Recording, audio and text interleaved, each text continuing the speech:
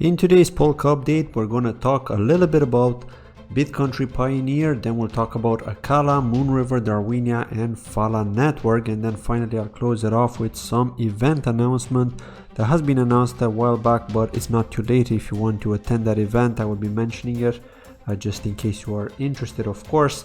But let's kick it off with Bitcountry. So what is Bitcountry Pioneer up to? And by the way, I do have some updates with regards to the token listing for the NEAR token, that is for Bitcountry Pioneer on Kusama. If you have contributed to the crowd loan, you're likely waiting for the NEAR token to be listed so you can get your tokens. But there's also those people that didn't get a chance to crowd loan for Bitcountry Pioneer and simply want to buy the token. And so if you are interested, you will have to wait until the end of May. I did get word that that's how long it's going to take because they're currently running some testing. After that, they'll be doing some auditing, and after auditing, they'll do the token transfers. Well, they'll enable token transfers. So that's when you're going to be able to see the NEAR token going live on exchanges, tradable. And we'll also get to see what the price is going to be like. Is it going to start around $5? Is it going to start around 10? Well, it all depends on the market conditions, but I do estimate anything between $5 to $10. I know somebody asked me this in a tweet before, and so I said that's what I think is going to be at, but it all depends again on the market conditions, which is why I'm giving this wide range between $5 and $10 based on the circulating supply of just over 16 million with a total supply of 100 million, and that it's a metaverse platform. In fact, the very first 3D metaverse platform on Kusama. And so I want to talk a little bit about this update here from the 7th of April. And this is the first look at the 3D marketplace, because remember, they're testing right now. And so they're testing these functionalities and are sharing them with us, basically just to have an idea of what they look like. And look at this, it looks pretty cool here. This is the marketplace. Let's see this. It's a short video. I mean, it's only 12 seconds, but you get to see exactly what it's like through the metaverse when you're walking around in the metaverse. And this is of course on your computer. I'm assuming it's going to be mobile phone friendly eventually as well. And just imagine with the VR, it looks pretty cool there, right? Pretty slick. And so yeah, this is it. This is the 3D marketplace. This is how you're going to be able to buy different items within the metaverse directly. So absolutely amazing that you don't actually have to use this third-party dashboard and just connect your wallet to it. You actually go into the metaverse to access the marketplace. So how awesome is that, right? There are going to be different areas there within the metaverse. And so yeah, as you can see, I'm really looking forward to it. I'm always excited to talk about Bitcountry Pioneer. But next, let's talk a bit about Acala and Karura, of course. Well, Karura, KSM, LKSM can now be used to mint AUSD, because AUSD is now on Kusama. By the way, they have replaced the old KUSD from Karura, the Karura stable token, with the Acala stable token, but it's only Kusama friendly, let's say, okay, or I should say Kusama compatible with Kusama, because you cannot use this version of AUSD on Acala yet or on the Polkadot ecosystem, but they're saying that it will be used very soon, okay? They're working on an implementation here. As you can see, Betty is mentioning this in this tweet here. And so we're really looking forward to that. And as you can see here, Dan Reeser also tweeted about this, that the AUSD, there's no one native decentralized stablecoin serving all parachains and dApps on Polkadot and Kusama. AUSD is now multi-chain minted on both Acala and Karura, and it can be transferred to any parachain with zero trust or bridge risk. But right now, remember that you cannot actually use this on Polkadot, right? You need to wait for the bridge. And so this is what they're doing here. They're working on that. What else did they have? So this is a recap of their March 2022 roadmap, launch of the $250 million AUSD ecosystem fund, the Acala and Karura to connect to Polkadot and Kusama, to order L1s via the Wormhole Crypto AC staking program. By the way, I have been staking. Just remember to stake. Now, if you're waiting to get those crowd loan rewards, and you can, by the way, claim them each time, you can claim them maybe once a week or so just to kind of accumulate more, and then you can stake those rewards to get more rewards on top of it, right? It doesn't hurt, right? You're waiting anyway, so unless you're planning to sell, of course. Then Team Kujira has launched Karura's EVM, and then We Are Talisman integrated with Acala as well. We've got the wallet integration. And now 20 hours ago, Dan Reeser had interviewed this dude here, Rand, from Paul Martin. He's sharing about the private and public vaults and the role AUSD plays in creating autopilot yield opportunities for their users. With regards to Rand network, okay, they've got some yield aggregator strategies apparently. And so remember that Acala have that $250 million US dollar fund to actually get dApps, to get developers to use AUSD and to integrate it within their dApp. And so this is probably one of them. I think this is one of the reasons why this has been mentioned. Next, let's talk about Moonriver. I don't have much to add on Moonriver other than this tweet here from yesterday, which is a countdown, by the way. It says time remaining 5 days, and as we can see here, we've got this coin here which looks like from the Roman Empire. So I'm assuming it has something to do with Rome, with Rome DAO, or with Houses of Rome, I should say. It's probably got something to do with that, some kind of integration with Moonriver, or some update that's coming up, I guess. Maybe they're going to have a new utility for Moonriver, and so of course I'm always bullish on seeing new utilities for Moonriver, especially because Houses of Rome has a humongous community of people, and so if there's utility for Moonriver, you can just imagine what it's going to cause. Of course, I do expect some kind of price spike. This is of course during the Easter week, depending if you are celebrating Easter, if you're depending on your religion, of course, but the Easter week in most of Europe anyway, next week, and so we'll have to see how things are going to go. And next up, let's talk about Darwinia. So we've got an update from Darwinia here. This is again a couple of days ago, but because I haven't covered it in quite some time, I am looking at a couple of days back as well, just to see what they've got coming. And so Darwinia's protocol roadmap for April. As we can see, we've got some updates here. Launch of the ERC20 registration protocol, Darwinia to BNB chain bridge, Darwinia to ETH 2.0 bridge, Darwinia to Tron bridge, and Darwinia solo chain, the virtual machine bridge as well. So quite interesting here with so many updates. As you can see, I just want to see more integrations really, but I think they're gonna come. Okay, they're partnering with different companies now, with different parachains, and so I think it is gonna happen.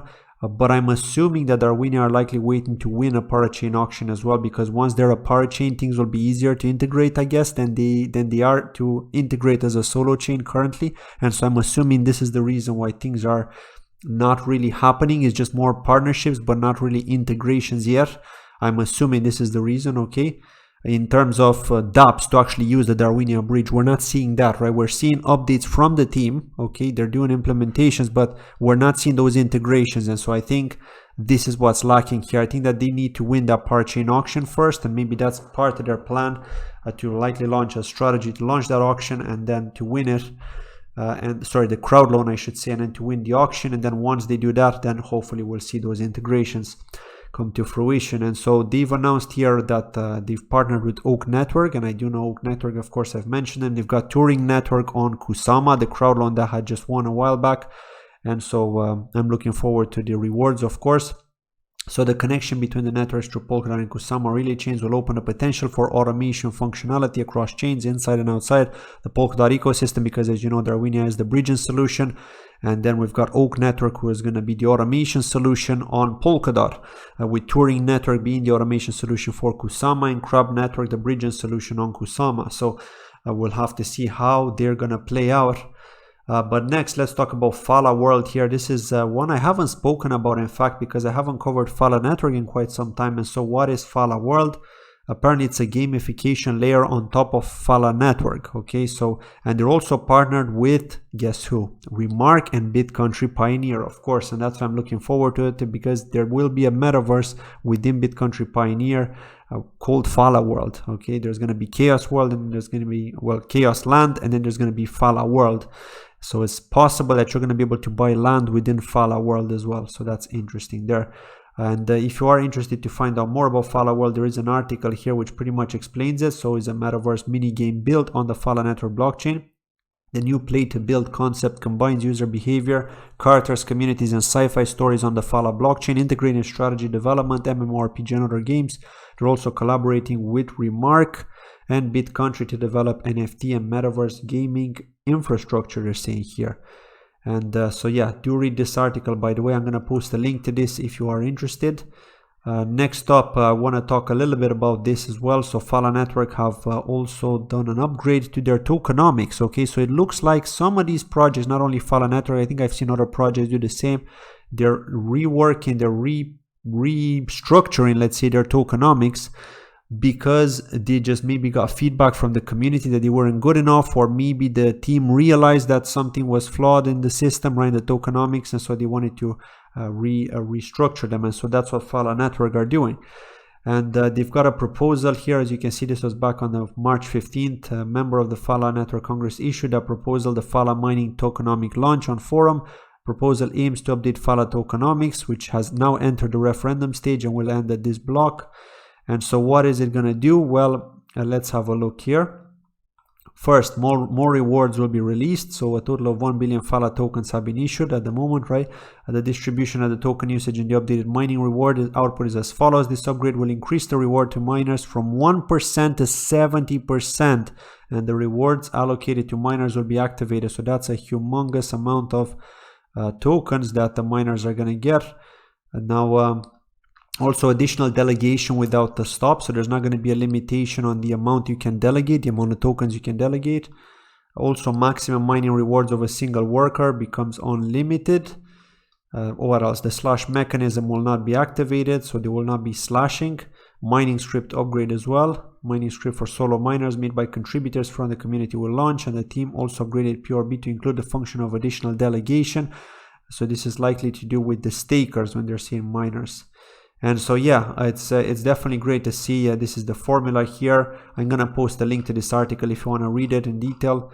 But it's interesting that they've decided to change the structure for Phala Network, and of course we got Phala World as well. And they've been helping the Remark team quite a lot. So they've been doing a lot of helping within the Polkadot ecosystem, which is always welcome, right? Because I mean, the most important thing is when you see teams deliver, right? And if you're seeing teams trying to find excuses all the time, I think that's obviously got this negative connotation to it, and people will just likely sell and then not look back, right? Because this does tend to happen. So definitely happy to see that Phala Network are keeping things going here. And finally, I want to talk about this conference here, which is AmsterDOT. By the way, I was not sponsored to talk about this. I simply saw this because the people in the community have been talking about it.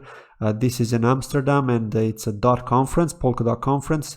It's going to run between 20th and 23rd of April. If you are interested in going, just know that a lot of projects are going to be participating in this. Ones that I always talk about on this channel: Hydra, DX, Basilisk, Polkadot themselves, Acala, Interlace, Subsquid, Party, Talisman, DFG, Centrifuge, Moonbeam, and Aster.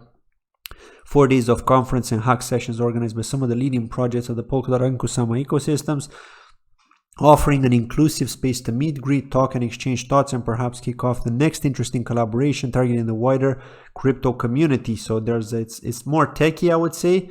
This conference definitely techier, I would say, but there are different talks, as you can see here, in different conferences on different days. And so as you can see, it starts at 11 o'clock and it ends at 7 o'clock with the drinks. And so yeah, quite interesting if you want to go for a quick event just to learn more about the Polkadot ecosystem and what it has to offer.